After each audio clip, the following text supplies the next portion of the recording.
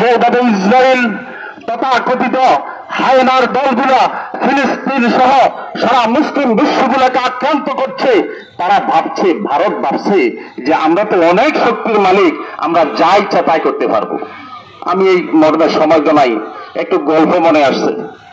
এক বেলায় তার বউর কাছে শুধু গপ মারে, জানো আমার ক্ষমতা কত? বেরি বিরক্ত হয়ে গেছে ক্ষমতার কথা শুনতে শুনতে। একদিন বউ কয়, জামাই তোমার কি ক্ষমতা একটু দেখতে চাই। চলো আমার সাথে আমার ক্ষমতাটা দেখাই। এখন বউরে নিয়ে রওনা দিছে। এবার চাকরি হলো ট্রেন থামানো। যদি কোনো বিপদ সংকেত লাগে তো কাপড়টা তোলা দেয়, ট্রেন থামে। আর বিপদ না থাকলে কাপড় ইচ্ছা দেয় এটা চলে যায়। কথা বুঝতেছেন নি? এই ক্ষমতাটা হলো এটা।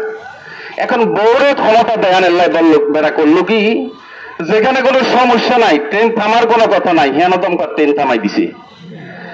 ট্রেন হলো মান্যা টেনশন, কি কেন থামাইলা, কি কারণ? কোনো কারণ নাই। কি কারণ? কারণ হলো আমার যেহেতু ক্ষমতা আছে, ট্রেনের মতো এত একটা বড় গাড়ি থামাই দিতে পারি, এই ক্ষমতা আমার বউরে একটু দেখাইতাম, এই কারণে এই ট্রেনটা থামাই দিছি। কথা বুঝতেছেন আপনারা? ট্রেন হলো নাম্বার দিনও 2 গেল 200 আর বেয়াদব, তোর বউরে ক্ষমতা দেওয়ার নাই এত বড় ট্রেন থামাই দিছ, তোর মতো ব্যাকল আর কিছু হয়? বউ কয়, কি ওইটা কি এতক্ষণ তো এত ক্ষমতা দেয়াইলে আমাদের থাপ্পড় গাও। তো তুমি এটি বুঝতে পারো, হের ক্ষমতা হে দিয়েছে, আমার ক্ষমতা আমি দিয়েছি। কথা বুঝতেছেন না মুসলমান? তুমি সেই কাঁটাতারের ভিতরে বসে বিশ্ব নবীকে নিয়ে এই কটূক্তি করে মুসলমানকে থামাইবা, তোমার ক্ষমতা তুমি ভারতে দেখাইছো, সারা বিশ্বের মুসলমান সারা পৃথিবীর থেকে ইনশাআল্লাহ তার ক্ষমতা দেখাই দিবি। কথা দেখছি না? মুহতারাম হাজরিন, লম্বা চূড়া কথা নয়, লম্বা চূড়া কথা নয়, কথা একটা। আল্লাহর নবীকে কেউ যদি অপমানজনক কথা বলে, মানসাব বা নবিয়ান ফাকতুলু, আল্লাহর নবীর ভাষ্য, এটা কোনো মানব রচিত কথা নয়, এটা আসমানি কথা। যারাই নবীকে গালি দিবে, সে বাংলাদেশে হোক, ভারতে হোক, আমেরিকা হোক, যেখানেই হোক, তার একমাত্র বিচার হলো তাকে হত্যা করা।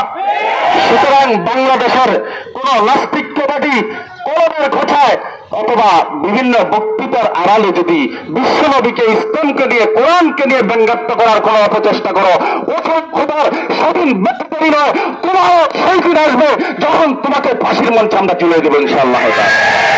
মুহতারাম হাজরিন, অতি দুঃখের সাথে বলতে হয়, অতি দুঃখের সাথে বলতে হয়, এই নবীজির অপমান করে তারা মনে করছে মুসলমানদেরকে থামাই দিবে।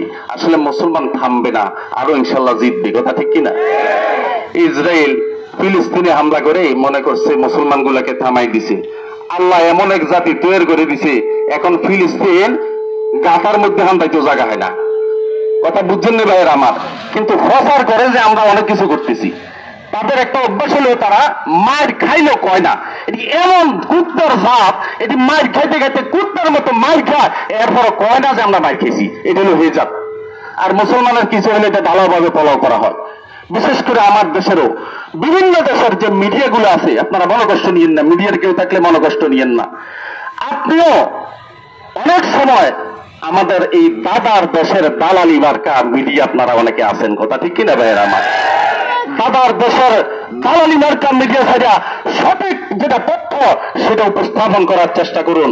না হয় আমরা কিন্তু কিছু বুঝি, বুঝি না তো এমন না, আমরা কিছু কিছু বুঝি। কথা ঠিক কিনা মুসলমান?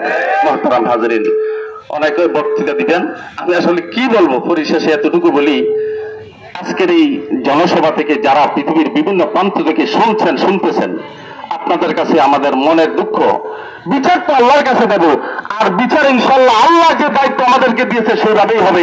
কারো কাছে বিচার চাই না, আমেরিকার কাছে বিচার চাই না, নরেন্দ্র মোদীর কাছে বিচার চাই না, বিচার তো আল্লাহর কাছে চাই। আর ফয়সালা যেটা আছে আমরা ইনশাল্লাহ করবো, যেটা আল্লাহ রাসূল ফয়সালা দিয়ে গেছেন, হত্যার জন্য নিজের জীবনের সবটুকু বাজি রেখে ঘুষখোরটা বসে নিজের জীবন যদি দিতে হয় দেবো, কিন্তু তার মুক্তি নাই। কথা ঠিক কিনা ভাইয়ের আমার? মুহতারাম হাজরিন, মুহতারাম হাজরিন, কথা আসতেছে না দুঃখে। আল্লাহর নবীকে এইভাবে অপমান করা একটা মুসলমান কোনোদিন সইতে পারে না। আপনাদেরকে শেষ পরিশেষ একটা অনুরোধ করে যাই, আজকের এই মাহফিল আর মিলাদে শেষ নয়, আজকের এই জনসভায় শেষ নয়। নবীর অপমানে, কোরআনের বিরুদ্ধে, আল্লাহর বিরুদ্ধে, রাসূলের বিরুদ্ধে, রাষ্ট্রের বিরুদ্ধে, ইসলামের বিরুদ্ধে, উলামায়ে কেরামের বিরুদ্ধে যদি কোন রকমের আপনাদেরকে আমরা আহ্বান করি, অথবা বড়রা আপনাদেরকে আহ্বান করে, আপনারা কি রাজপথে নামতে রাজি আছেন ইনশাআল্লাহ? পরিশেষে একটা ওয়াদা নিতে চাই, সেটা হলো নবীর সম্মানে, নবীর ইজ্জত রক্ষা করার জন্য যদি পরিস্থিতি এমন হয় আমাদের জীবন দেওয়া লাগে, আমাদের রক্ত দেওয়া লাগে, আমি একটু জানতে চাই কারা নবীর ইজ্জতের জন্য নিজের জীবন দিতে রাজি আছে? তাকবীর।